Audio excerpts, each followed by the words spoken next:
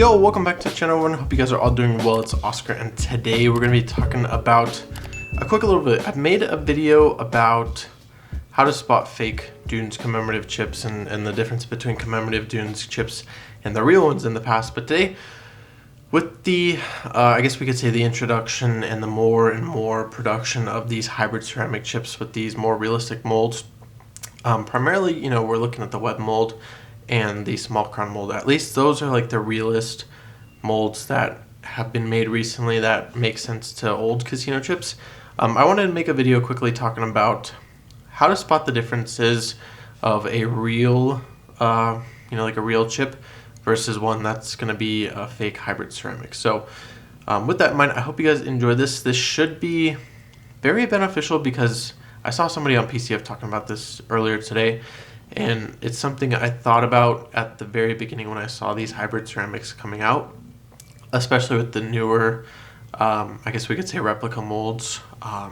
Something that I hope, I know there's no way I can, stop people from doing this, but I hope nobody goes and creates like a, I don't know, the most expensive chip. Let's say if somebody were to make like an aero die set, go and make a full replica of, let's say, like a Boulder Club or a new Boulder Club chip and try and sell it as a, like a real one. So we're going to talk about the differences, the key differences, the key kind of telltale signs of what's a real chip and a replica chip here right now. So hope you guys enjoy, hope you learned something, and let's get right into it. So, like I mentioned in the past, and I made the video about the hybrid ceramic SmCrown chips or the cap dash chips, there's going to be some very telltale signs on how to tell whether or not, sorry if I got a little bit close, but we're going to get up close and personal here. The main keys I want to talk about quickly with the SmCrown chips, because those are what I collect. Those are mainly my pride and joy as far as this hobby goes, and I have some of the cap dash chips. Like I mentioned in the video, the cap dash chip is exactly pretty much like a TR King SmCrown chip is going to be. The mold is almost exact. It's a hybrid ceramic, so you can make the edge spots whatever you ultimately want. The only difference is going to be the weight, the feel, and the edges. As far as also the inlay. The one thing on actual TRKs, if you've ever really looked at them really closely, I'll use this Desert Spot chip as a real good example, and I hope this focuses on the chip and not me, but the inlays on TRK chips, they're always flush with the actual chip itself. There's never been a TRK chip, at least that I know, with an inlay that doesn't have a flush inlay. They're always flush. That's how TRK made chips, not like Paulson where it has a little recess. Paulson chips, they all have a little recess for where the inlay goes. So that's something to definitely keep an eye about when you're going to be, taking the crown dash, cap dash, SmCrown chip. This, and I hope it's focusing on the chip, you can see it has a little indent area, a recessed center where the inlay actually goes. So on real TRK chips, there's never going to be that unless somebody took it, milled the center out, and then put their own inlays. You obviously can tell that's not a real TRK chip right away. The same thing goes for Paulson chips, and then I've seen chips with like a circle and square mold and stuff like that, but most of the time, at least 100% of the time on TRK chips, there is going to be no recess, like an indent of where the inlay would go, because the inlays are all flush. The other thing is, I talked about in the hybrid ceramic video, I think I said, all ceramics nowadays are going to have this little nipple thing on the edge of the chip. It's a little dot, a little injection mold kind of marking. All ceramic chips, there's multiple ways of doing ceramic chips, but sometimes there's little indents on the faces. That's still going to have an injection mold. That's how they just do those. I've seen those on plastic, like 8-stripe chips, that most people use for like inlay chips and stuff like that. I know that's what we have at work. But those chips, they don't have it on the side because those are plastic, of course. The ceramics, they will all have it on the side.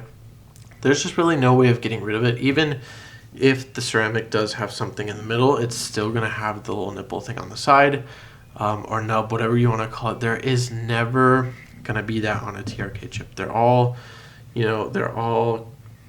don't know if they're lathe or what the process is afterwards, but it's a perfect edge all the time, unless it's like a chip that didn't get that last, special little, lathing done to it. They're always going to be sharp. They're always going to be, let's say, even rounded. Even TRK chips, you use chips and chips and chips. They're going to get rounded. They're going to get bike tires, as people call them.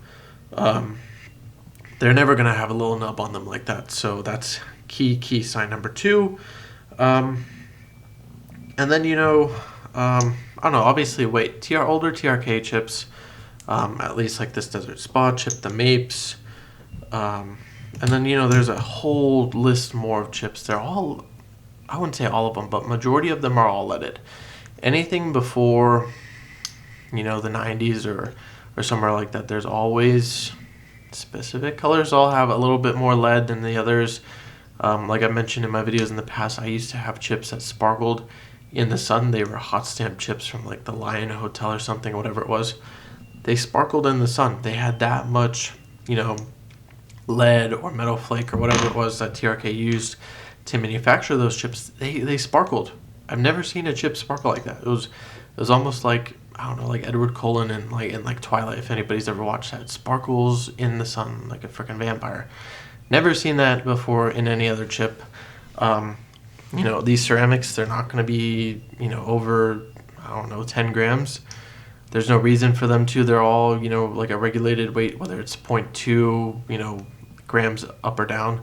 Might be 10 grams, it might be 9.6 or something like that. It's never going to be over 10 grams because there's no metal slug in it. There's no reason to put more weight in it.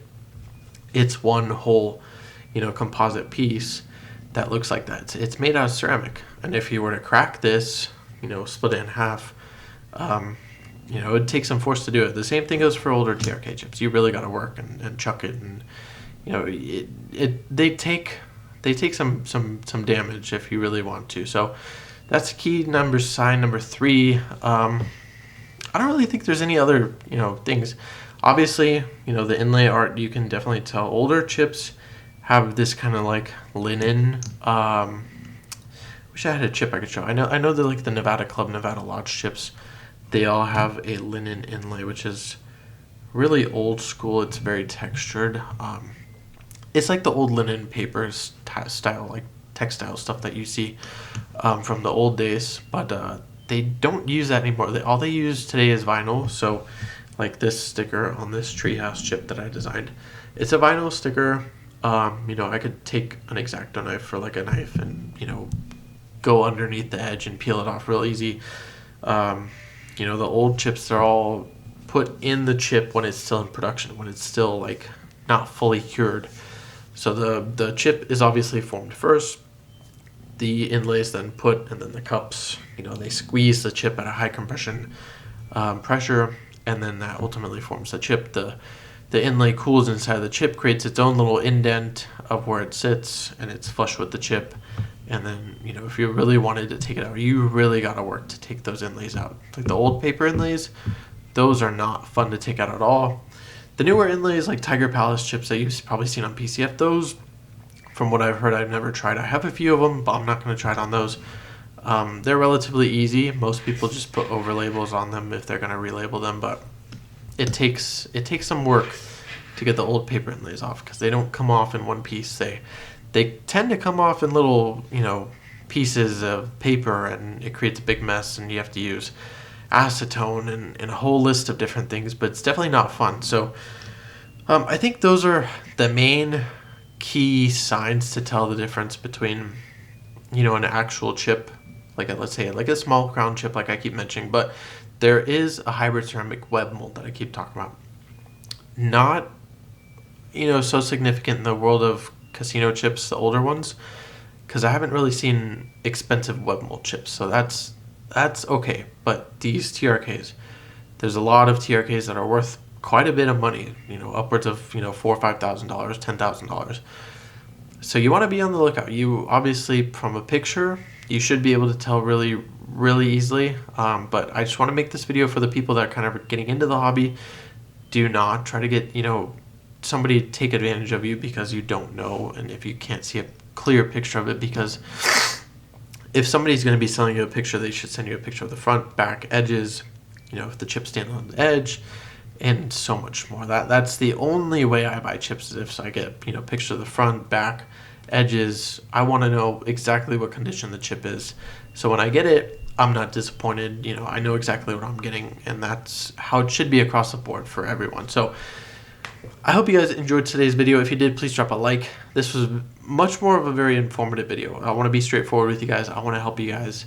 I don't want anybody with these new hybrid ceramic molds to get screwed over and, taken advantage of. So that was the main key of this video. I hope you guys enjoyed. Like I said, I hope you learned something. Kind of 4 or 5 main points that you should look out for when you're going to buy chips now in the future, whether you see something kind of fishy. And yeah, hope you can use this video to your knowledge. Take it with some notes, whatever you want to do. Go out in the world, do your thing, and enjoy the hobby. So if you're new here, please consider subscribing, and I'll catch you guys in the next one. Peace. Ain't nobody like me. Ain't nobody like me. Ain't nobody like me.